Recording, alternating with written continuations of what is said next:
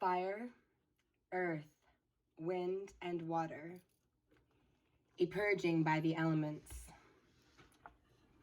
Throughout the Pacific Rim, a new earth is forming. This new earth will form new land masses that are already rising to form the continental configurations.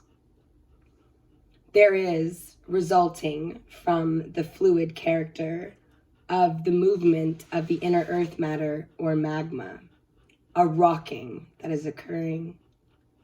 Present land masses are rising and then dropping, then grinding up against each other. This is being caused by the movement of magma and the water that runs through and around, and in some cases, through the tectonic plates themselves.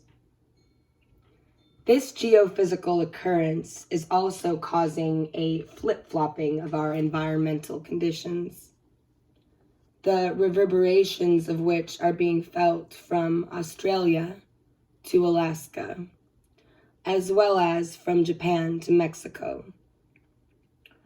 We are experiencing a churning within the geolayers of other regions with this active movement of the tectonic plates.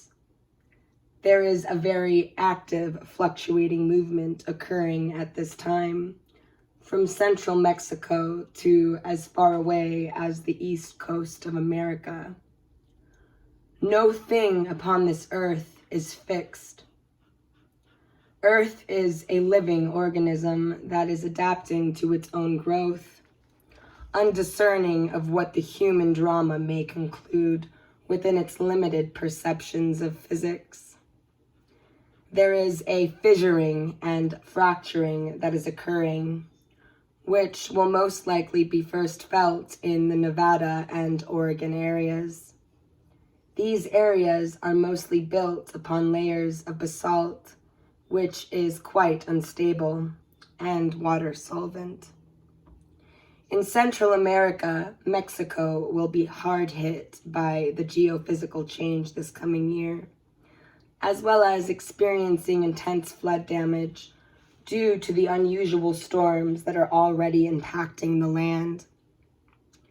It is now common knowledge, accessible everywhere, that there is great activity near the Cascades as Rainier readies itself to let loose some built-up energy. There are many new hotspots being created hydrothermally beneath the Earth's surface throughout these areas. Fissures are opening in the external crust of the Earth.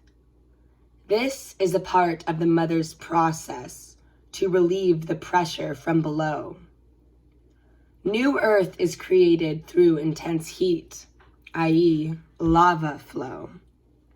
This process is actually quite like what happens to the human body when it is recovering from wounds. Although in this scenario, the presence of the intense heat in the body of man is experienced as fever. The fever is a body's way of healing itself and destroying its enemy or infection. It does not take a trained scientist to notice that with this intensity of buildup, something is about to blow.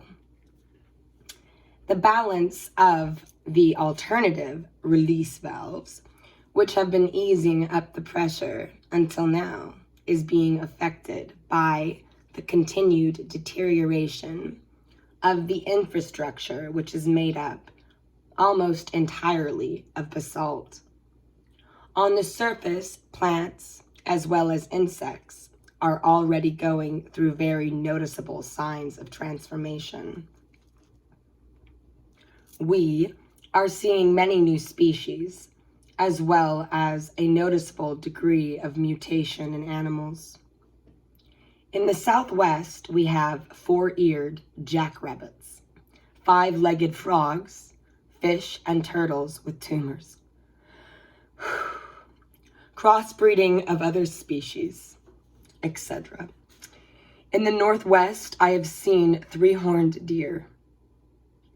There have been occurrences of the dying off of millions of frogs and honeybees in many areas. And yesterday, I've got to chime in, I went to the river to hang with my beaver kind, my friends, and there was a dead beaver in the water hole, which was quite symbolic. Hurt my heart. Here we go. We are seeing species appearing in areas that they have never been known to inhabit before. The mammals that these changes seem to be especially noticeable in are the rodent families. During these early stages of the Earth changes, regarding the geothermal activity, rock formations, and the transformation of land masses, anyone who has ever had the misfortune of accidentally placing basalt into a lodge fire knows firsthand how volatile this material is when heated.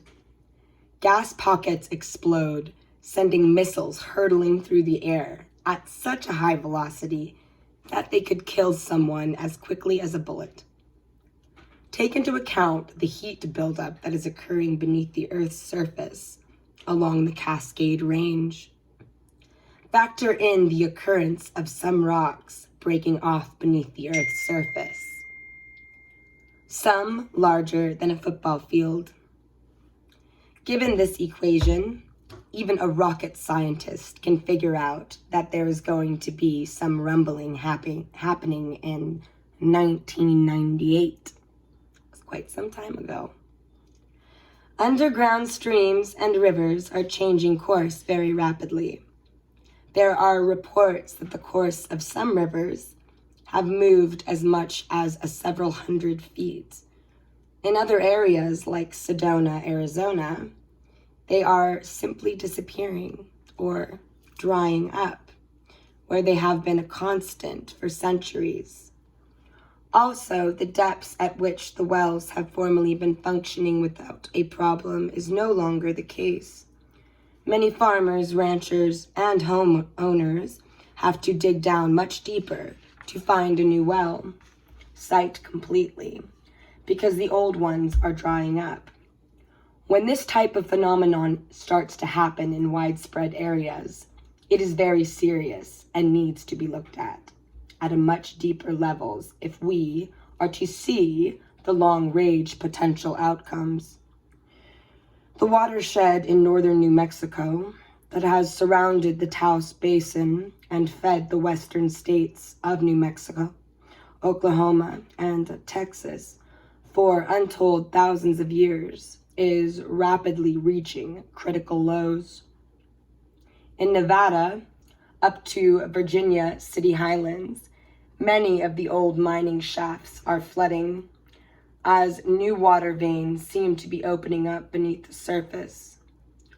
Water tables have, in some areas of New Mexico, dropped as much as 750 degrees. This is true especially in Clayton and the area that has been called the Kiowa grasslands. Vast amounts of water being drained to feed new wheat, corn, and crops have replaced the traditional ranching as ranchers scramble to try to make ends meet and hold on a fast disappearing way of life. This water may have contributed to this. Water contributes to everything. Water is also being drained to feed the population explosion that is occurring in the Phoenix area as Californians continue to evacuate Paradise Lost by the thousands each month, and others move in search of safe harbor. Some just abandon their homes and former ways of life, simply counting their losses, blessings and losses. One of the geophysical factors that is resulting from the water movement beneath the Earth's surface is that there are a lot of hollow areas that once facilitated the water. which are now in danger of a collapse. And some are filling with natural gases. Heat alone is not the sole cause of the underground gas pockets exploding. Build up in pressure between the layers of basalt, granite, and shale can reach such intensities that explosions will occur, as the pressure finds the weakest flaw in the infrastructure and seeks an outlet of relief. Also, lightning upon the Earth's surface can ignite the gas as it nears the surface of the soil, and firestorms then result. Then it is a matter of a chain reaction. Throughout the West, especially Oregon, Montana, and New Mexico, there are thousands of miles of tunnels and caverns, which are the result of the last cataclysmic experience of the Earth changes.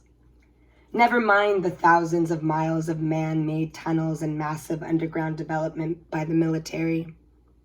These areas are literally honeycombed with tunnels and are very unstable at this time. The Salt Lake City area is also an area that is to be watched. The Great Salt Lake is steadily receding, leaving its own honeycombed effect, and the movement of plates in that area is beginning to pick up. Some cracks I've seen in the mountains around Kanab, Utah, seem to have opened as much as 2 feet in the past few years. One could say the ground was walking westward, then northward.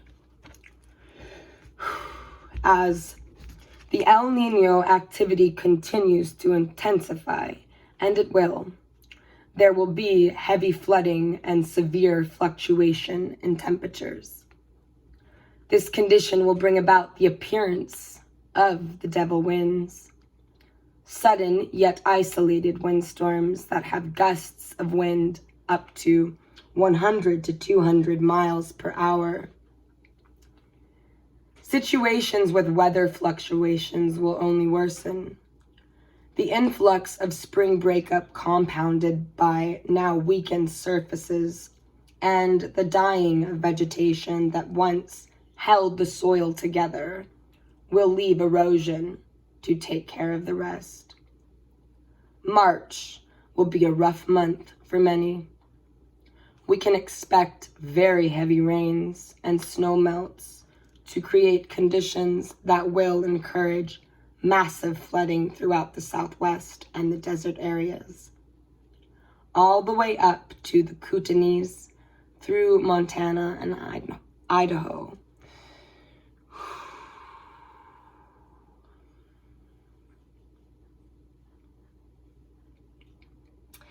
Winds of change, El Nino, worldwide consequences, emotional storms, and the Hall of Mirrors. Aho.